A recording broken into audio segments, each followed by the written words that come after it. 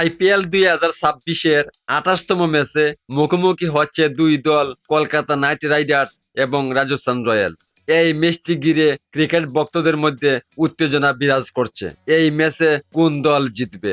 আরো বিস্তারিত জানতে চ্যানেলটি সাবস্ক্রাইব করে শেষ পর্যন্ত দেখতে থাকুন। ম্যাচটি অনুষ্ঠিত হবে আজ বিকাল 4টায় এবং স্থানীয় সময় 3টা 30 মিনিটে। আইপিএল 2026 আসরে কলকাতা নাইট রাইডার্সের পারফরমেন্স এখন পর্যন্ত বেশ আশঙ্কাজনক অবস্থায় রয়েছে। এখন পর্যন্ত 6টি ম্যাচের মধ্যে তারা একটিতেও জয় পায়নি। বৃষ্টির কারণে পরিত্যক্ত এক ম্যাচ থেকে পাওয়া 1 পয়েন্ট নিয়ে তারা বর্তমানে পয়েন্ট টেবিলের নিচের দিকে অবস্থান করছে। আইপিএল 2026 আসরে রাজস্থান রয়্যালস অত্যন্ত শক্তিশালী অবস্থানে রয়েছে।